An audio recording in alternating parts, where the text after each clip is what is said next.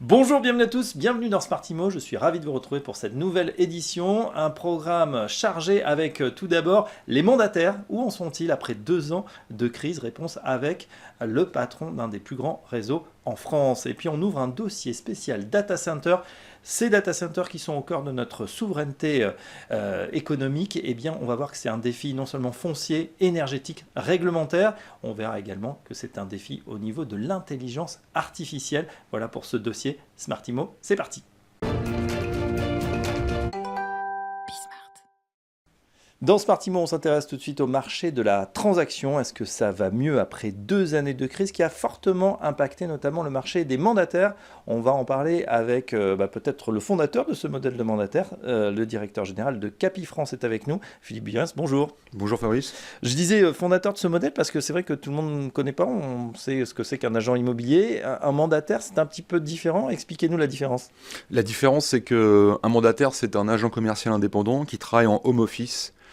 Et il y a un peu plus Pas d'agence. Pas d'agence, voilà. Il y a un peu plus de 20 ans, on a fait le pari de se dire que Internet allait être une méga vitrine et que la vitrine physique en pied d'immeuble ne se justifierait plus pour entrer en contact avec des vendeurs ou des acquéreurs. Ouais, alors là, c'est une querelle de chapelle. Certains disent, si, on a besoin de cette vitrine, d'autres pas. Et après, c'est finalement à chacun de se décider, puisqu'aujourd'hui, on peut finalement devenir mandataire et travailler de chez soi sur l'immobilier. Absolument, mais un mandataire, c'est un conseiller immobilier comme les conseillers qu'on rencontre dans une agence immobilière. Oui. Sauf qu'on ne le rencontre pas dans une agence, on le rencontre à son domicile.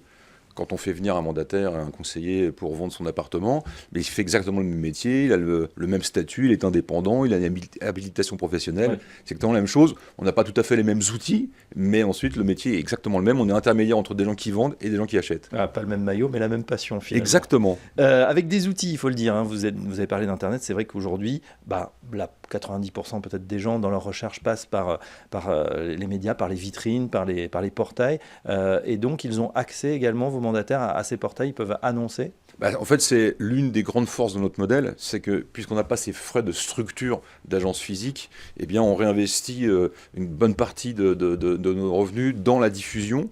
Et comme les portails sont notre unique vitrine, on investit beaucoup sur tous les portails que vous connaissez, des grands généralistes et puis aussi des portails de spécialistes. Alors justement, vous connaissez ce marché par cœur, ce marché de la transaction en souffrance depuis 2 ans. On connaît bien évidemment les causes, explosion des taux. Mais justement, puisque c'est en train de redescendre un petit peu, est-ce que ça va mieux du côté du marché immobilier? On nous dit que cette année 2025, elle commence plutôt bien. Alors je vous confirme qu'elle commence plutôt bien. Elle est sur la même tendance que la fin de l'année 2024. Il y a eu les taux qui ont baissé et qui se sont stabilisés autour de 3% à partir de septembre-octobre 2024. On est sur la même tendance, donc les acquéreurs reprennent du pouvoir d'achat, donc reviennent sur le marché. Et nous, on observe depuis le début de l'année à peu près une hausse de 15% des transactions dans notre réseau. Parallèlement à ça, il y a aussi plus de mise en vente. Oui. Donc ça aussi, c'est positif parce que quand on parlait d'années très dynamiques, il y avait une rareté des produits. Donc ça a un impact sur l'inflation des prix. Là, il y a aussi plus de mise en vente. Donc il y a une certaine stabilité des prix. Et puis, les acquéreurs sont quand même en position de force. Donc c'est mieux, on ne se plaint pas, on est même plutôt optimiste. Mais ça reste compliqué et c'est plutôt dynamique pour les petits prix. Tous les biens au-dessus de 800 000 € ont plus de difficultés à trouver des acquéreurs. Oui, tout à fait. Justement, on se pose la question pour ce modèle qu'on évoquait, donc des mandataires. On se dit qu'il y a forcément eu de la casse durant ces années de crise. Peut-être certains ont dit, j'y arrive plus, je jette l'éponge. Est-ce que vous voyez, puisque c'est en train d'être inversé, un retour justement des mandataires, des gens qui poussent la porte de Capifrance en ce moment? Alors, dans un marché qui se contracte, quels que soient les secteurs d'activité, je pense qu'il n'y a aucun acteur qui est épargné. Donc, les mandataires immobiliers n'ont pas été plus touchés que les agences physiques. J'ai même lu plus souvent des articles ou des émissions qui parlaient des faillites d'agences immobilières parce que ces charges de structure, de loyer de l'agence, des frais justement de diffusion qui n'ont cessé d'augmenter depuis plusieurs années Ils ont explosé, et ont eu beaucoup de difficultés. La grande force que nous avons dans notre modèle, c'est que c'est pas plusieurs agences ou plusieurs mandataires qui vont acheter des annonces sur les portails. C'est une tête de réseau qui achète des dizaines de milliers d'annonces, donc on fait des économies d'échelle. Donc on peut garantir dans ce marché compliqué une diffusion, en tout cas chez Capifrance, une diffusion extrêmement puissante. Et quand on manquait d'acquéreurs, c'était quand même plutôt positif que d'avoir justement cette visibilité maintenue et très forte pour toucher le maximum de contacts acheteurs. Ouais, et pour bien comprendre, pour ceux qui nous écoutent, qui découvrent peut-être ce modèle, ça veut dire que être mandataire, c'est une sorte de franchise. C'est pas, non, c'est. Il y a un partage de la commission. Bien sûr, bien sûr. En fait, un réseau de mandataires, c'est une grosse agence immobilière. Le siège de Capifrance est à Montpellier. On a tous les services supports. Et puis après, on a une équipe qui est importante. On n'a pas 3-4 conseillers immobiliers. Oui. On en a pratiquement 3000 répartis sur l'ensemble du réseau français, enfin sur le territoire français métropolitain et dans les départements d'outre-mer. Mais après, on fonctionne exactement de la même façon. C'est-à-dire qu'on diffuse des affaires sur les portails, on forme nos conseillers, on les accompagne, il y a des avis clients, enfin il y a toute la palette d'outils et de services que nos clients, vendeurs et acquéreurs sont en droit d'attendre. Très bien. Justement, vous lancez, pour accompagner cette reprise sur l'immobilier, une grande campagne de recrutement. Quels sont les avantages justement à rentrer dans votre réseau aujourd'hui ? Alors ils sont nombreux, je viens d'en parler. D'abord, vous êtes dans un réseau qui n'a pas pour objectif d'avoir le plus grand nombre de conseillers, mais d'avoir des conseillers qui ont un potentiel de business suffisant, un vrai accompagnement, une vraie formation, des outils digitaux puissants pour que justement on vous facilite votre activité au quotidien et que vous soyez dans des perspectives de performance au maximum. Il y a une vraie dynamique de réseau aussi parce que l'immobilier fonctionne par la mutation aussi des gens qui quittent Paris pour partir en province. Et bien un bon maillage fait aussi qu'on va faire du chiffre d'affaires additionnel en s'envoyant des clients, vendeurs et acquéreurs. Philippe Bilas, j'ai une question. Est-ce qu'il y a des agents immobiliers peut-être traditionnels qui avaient justement pignon sur rue, qui avaient une vitrine, qui se disent finalement, moi j'en ai marre d'avoir des frais extrêmement... J'ai mon réseau, j'ai ma notoriété, je préfère finalement devenir mandataire. Et c'est effectivement une tendance qui a fortement augmenté pendant cette période qui était plus compliquée. Donc là où il y avait cette fameuse guerre de chapelle qui a plutôt été initiée par nos amis agents immobiliers, eh bien, bon nombre d'agents commerciaux de leur agence, mais des patrons aussi, se sont posés des questions sur, dans ce marché, est-ce que l'agence est la bonne stratégie ? Et nous avons doublé le nombre de recrutements avec des professionnels de l'immobilier. Doubler le nombre. Alors, il faut dire aussi que c'est souvent des métiers en reconversion. On peut avoir une première carrière professionnelle et devenir mandataire, de s'intéresser à l'immobilier. Bien sûr, 70% de nos recrutements sont des personnes qui sont en reconversion professionnelle et 30% des pros qui changent de modèle ou changent de réseau. Entendu, voilà. Perspective 2025, voilà pour la suite de l'année. Donc ça repart timidement pour l'instant, mais en tout cas ça repart. Il faudrait qu'on a été aidé notamment par le PTZ, le prêt à taux zéro qui a été étendu. Comment vous voyez la suite de l'année, Philippe ? Alors la suite de l'année, nous on pense qu'elle va être sur la même tendance que le début de l'année. Il n'y a pas d'événement a priori inconnu qui laisse penser que ça irait beaucoup mieux ou moins bien. Il y a une certaine stabilité des taux. La BCE vient de baisser le taux directeur encore très récemment, donc ça c'est plutôt positif. Vous avez parlé très justement du PTZ qui a été donc d'abord maintenu, étendu à tout le territoire national. Donc ça c'est plutôt une bonne nouvelle, mais pour les primo-accédants. Et seulement pour le neuf, mais le neuf, on a vraiment besoin, parce que le neuf a encore plus souffert que l'ancien. J'espère que Valérie Létard, notre ministre du Logement, qui a l'air assez active, va réfléchir à des solutions, j'espère, assez dynamiques et peut-être disruptives pour relancer ce marché, parce qu'on entend depuis, je crois, 20 ans qu'il y a une crise du logement en France. Il n'y a pas vraiment eu de vraies solutions ou de plan Marshall pour que ça bouge. Donc on compte sur notre ministre aussi pour que les lignes bougent et que ça redynamise ce marché. Voilà, on va suivre ça en tout cas attentivement. On en sait un petit peu plus donc sur le modèle Capifrance, ce modèle de mandataire qui est en forme et qui attire de plus en plus. Merci Philippe Bilas. Je rappelle que vous êtes donc directeur général de Capifrance et à très bientôt sur Smart Immo. Merci. Et dans Smart Immo, tout de suite, on ouvre ce débat sur les data centers. On sait que c'est un pilier, évidemment, de la souveraineté numérique française.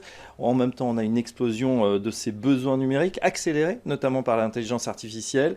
Du coup, ça place ces data centers au cœur de notre quotidien digital. Il faut savoir que derrière chaque requête, derrière cette vidéo que vous regardez, il y a un data center. Alors, comment ces bâtiments voient-ils le jour ? Quels sont les enjeux juridiques, fonciers, environnementaux et industriels qu'ils soulèvent ? C'est ce qu'on va voir dans un instant avec nos experts. On croise les regards d'un opérateur de premier plan. Rémi Andration, bonjour. Bonjour. Vous êtes directeur marketing et porte-parole de Digital Realty France. Bienvenue à vous. Merci. Et à vos côtés, on est en compagnie d'un expert du droit de la construction et des énergies infrastructures, Thomas Herman. Bonjour. Bonjour. Vous êtes associé au cabinet Herbert Smith Freeze. Bienvenue à vous deux.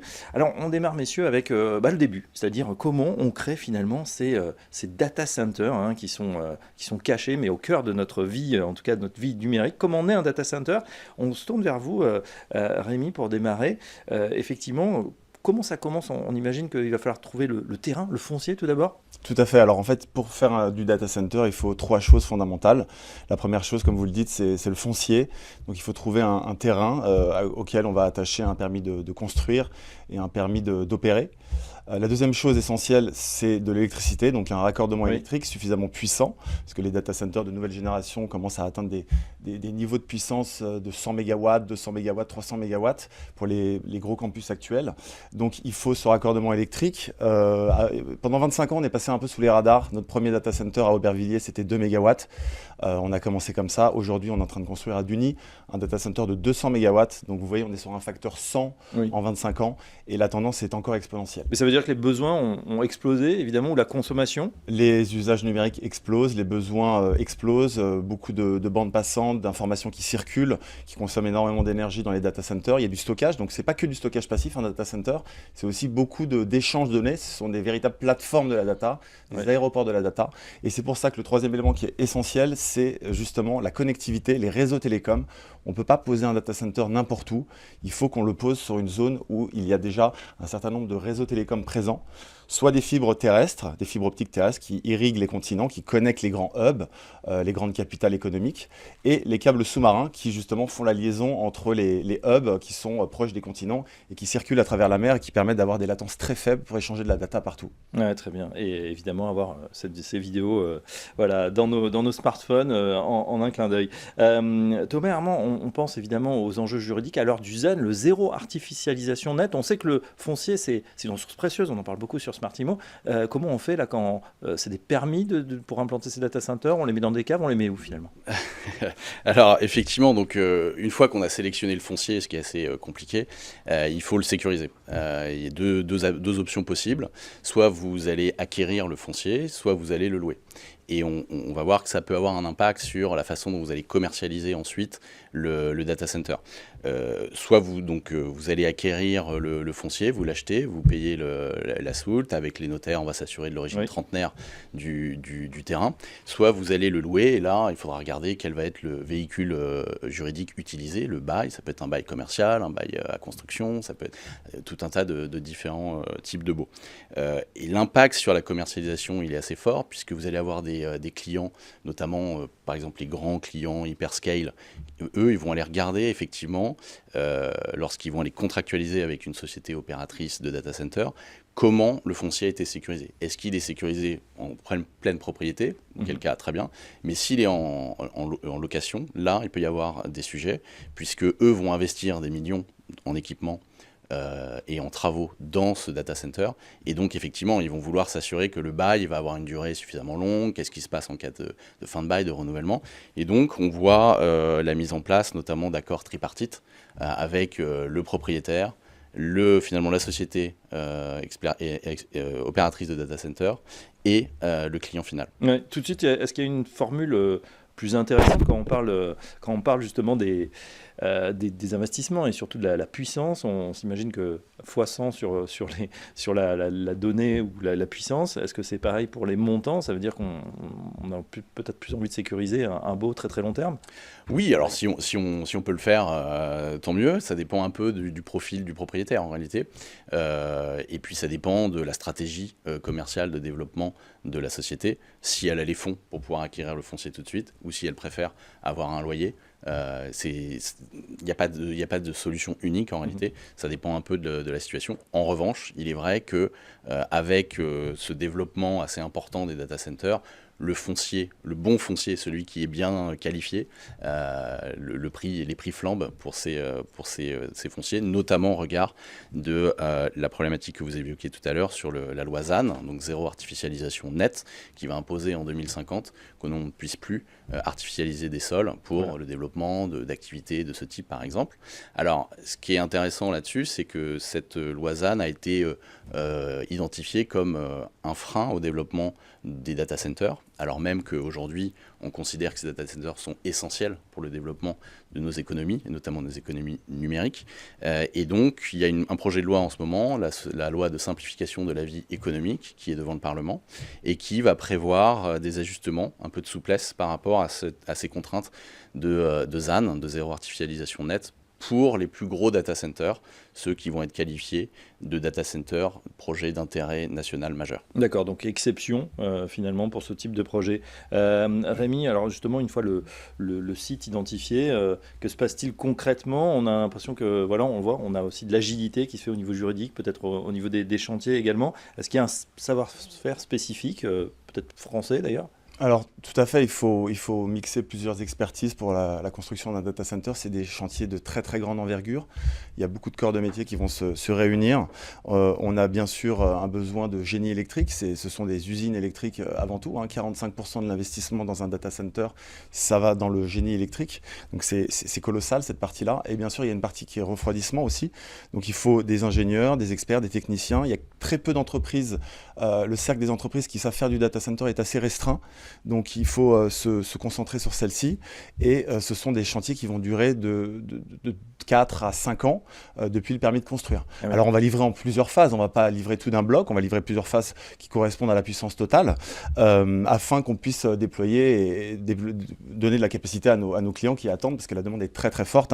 On est sur une demande colossale, on est lié à la croissance des données. La croissance des données c'est plus 140% par an, donc ça veut dire qu'on fait x10 tous les 6 ans. Donc les usages numériques explosent. Donc ces chantiers sont colossaux. Il y a un savoir-faire donc électricité, génie climatique. Et ce qu'on voit avec l'intelligence artificielle actuellement aussi, c'est le besoin de refroidissement hybride. Donc on apporte une nouvelle couche de complexité dans la conception et le design des data centers. C'est quelque chose qu'on a anticipé il y a environ 3 ans avec notre campus Paris Digital Park, qui est le plus grand data center à la Courneuve. On sentait qu'il y avait un besoin de HPC qui commençait à arriver, qui était un peu les prémices de l'IA. C'est du High Performance Computing, donc c'est du calcul très haute performance. Et ces serveurs-là, ces machines-là, elles ne se refroidissent plus à l'air. Le transfert calorifique de l'air ne suffit plus à refroidir suffisamment les machines pour qu'elles tournent correctement. Donc on a besoin de liquide. Donc on vient injecter du liquide dans les puces, dans les GPU par exemple de NVIDIA, qui vont être positionnés à l'intérieur des serveurs. Et donc pour ça, il faut du raccordement d'eau qui vient refroidir la puce, ressortir, qui refroidir en terrasse technique, etc. Donc ce sont des boucles d'eau qu'il faut mettre en place avec des systèmes de distribution d'eau dans les data centers. Donc ça change complètement la donne. On n'est plus du tout sur du refroidissement à air soufflé traditionnel. Ouais, et puis ça peut être de l'eau, ça peut être aussi d'autres gaz, d'autres liquides, en effet. L'hélium en particulier, qui ont des capacités extrêmement froides. Exactement. Donc ça modifie le design des data centers et maintenant on approche, on construit des data centers plutôt hybrides parce qu'on sait très bien qu'il y a aussi des refroidissements qui vont continuer à être refroidis avec de l'air pulsé comme les équipements télécoms qui ne pourront pas accueillir du liquide par exemple. Voilà. Donc c'est un savoir-faire vraiment riche et ce sont des chantiers colossaux. En effet, la loi simplification va nous permettre aussi d'accélérer sur pas mal de choses. Ouais, on l'a dit, donc pour faire sortir de terre finalement ces data centers, c'est déjà complexe. En plus, quand ils sont construits, c'est de plus en plus complexe, mais les besoins sont là. Alors justement, en termes de réglementation, de cybersécurité, Thomas, on se tourne vers vous, puisque là aussi, on a beaucoup de normes, CSRD, décret tertiaire. Comment on fait face à cette inflation normative, justement, avec ce type de projet ? Oui, alors c'est vrai qu'effectivement, vous avez raison d'utiliser le terme d'inflation réglementaire, législative, puisque jusqu'à récemment, finalement, les data centers étaient assez peu régulés. On pouvait avoir une obligation d'obtenir un permis uniquement parce que dans un data center, vous aviez une cuve à fuel qui était utilisée pour pouvoir alimenter les groupes électrogènes en cas de rupture d'approvisionnement électrique. Et donc c'était par ce biais-là, quelque part, qu'on avait une autorisation qui était requise pour ces data centers-là.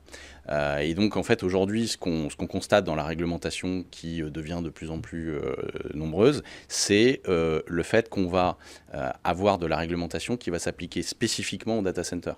Donc avant, ce n'était pas du tout le cas, la réglementation ne prévoyait pas, c'était des réglementations très générales. En revanche, maintenant, la nouvelle réglementation va vraiment viser le data center. C'est le cas notamment en matière de reporting. Le reporting est un très bon exemple. Vous avez depuis les années 2000 des obligations de reporting qui étaient des obligations très générales, qui s'appliquaient à un certain nombre de sociétés, mais pas nécessairement dans le domaine des data centers. Et puis petit à petit, ces obligations de reporting environnemental notamment se sont focalisées sur les data centers, notamment au travers de la directive efficacité énergétique qui vient d'être transposée en droit français.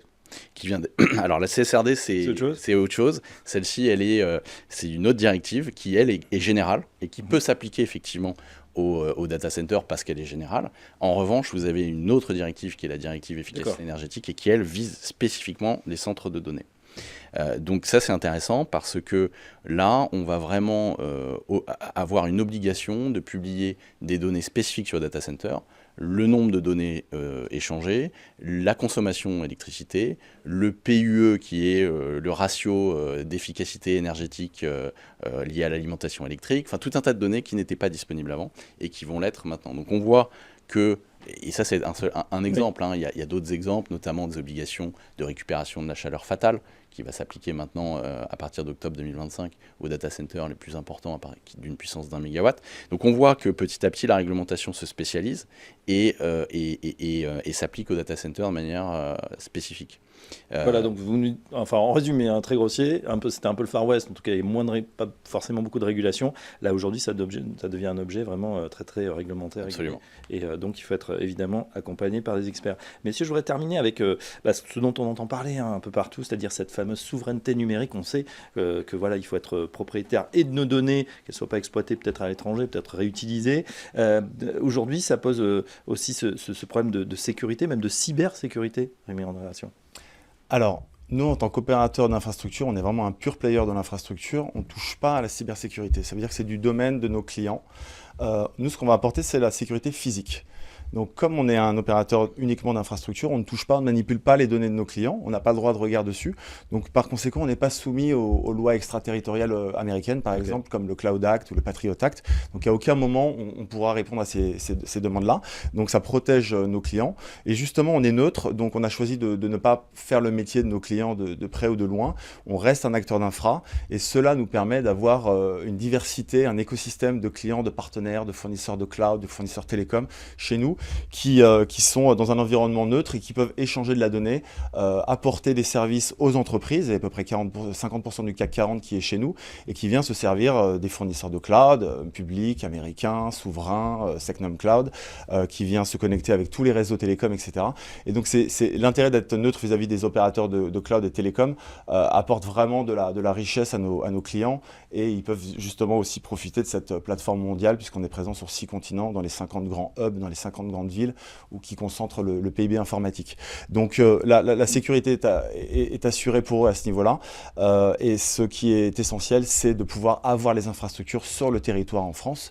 Donc bâtir les fondations pour le cloud, pour l'intelligence artificielle, puisqu'aujourd'hui on change de dimension et on bascule dans des méga campus à plusieurs milliards d'investissements. Celui qu'on construit à Duny, par exemple, c'est 2 milliards d'investissements qu'on a annoncé à Choose France récemment. Et ben voilà, on n'a pas fini d'en entendre parler, ces méga data centers ou campus de data centers, comme vous l'avez dit.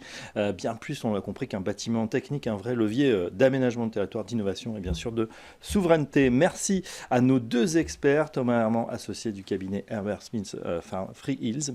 Merci à vous. Merci à vous. Et Rémi Andréassion, directeur marketing et porte-parole Merci. de Digital Realty France. À très bientôt, messieurs, sur Smart Imo. Merci. Au revoir.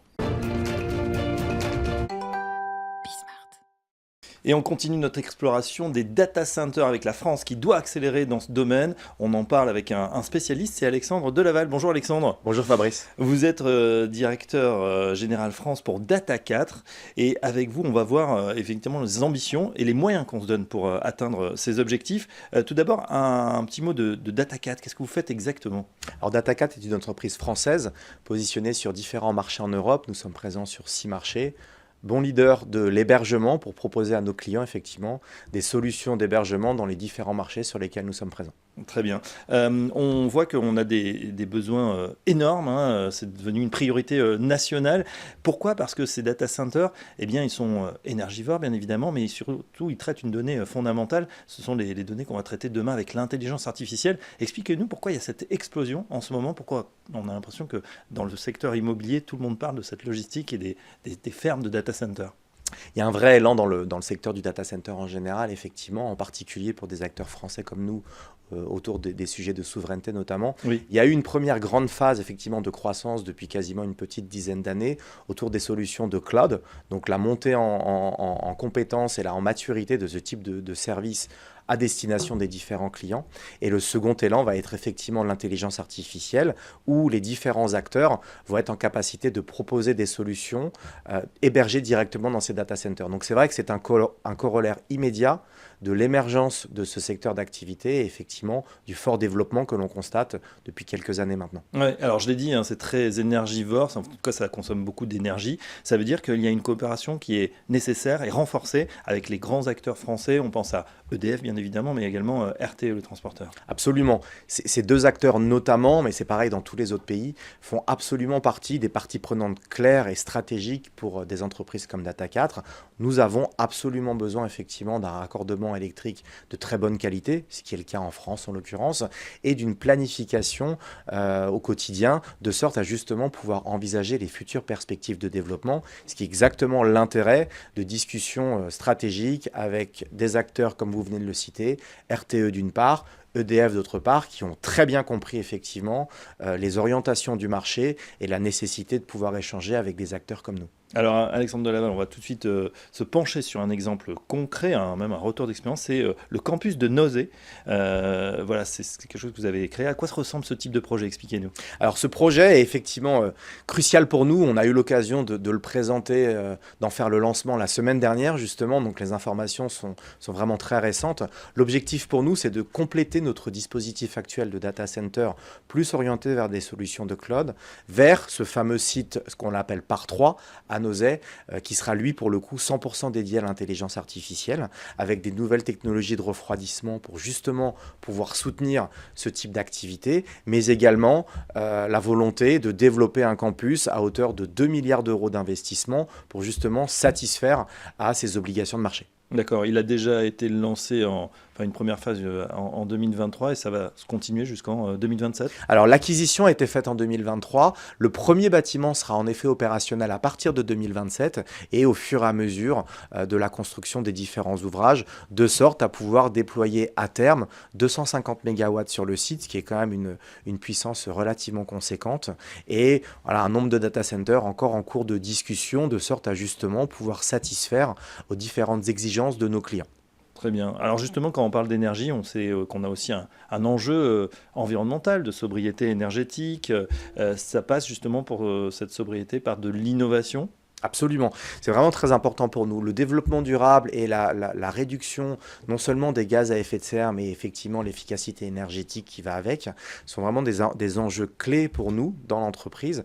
Et nous avons effectivement mené au fur et à mesure des différents développements ce que l'on appelle des analyses de cycle de vie de toutes nos infrastructures, c'est-à-dire vraiment de la phase amont jusqu'à la phase installation, jusqu'à la phase récupération des équipements par la suite, de sorte à travailler sur les différentes étapes, notamment travailler sur la réduction du PUE, qui est un petit peu le ratio structurant du data center, pour le faire tendre le plus proche de 1, rendant ainsi les infrastructures les plus efficaces possibles. Mais également d'autres types de solutions, type le béton bas carbone pour vraiment réduire l'emprise, ou en tout cas les impacts potentiels sur la partie construction, et effectivement un certain nombre d'autres actions claires que l'on a engagées depuis plusieurs années et pour lesquelles nous commençons vraiment sérieusement à avoir de très bons résultats. Très bien, on termine Alexandre avec la vision ambitieuse, avec cet objectif 1,5 gigawatts en France. Où est-ce qu'on en est aujourd'hui ?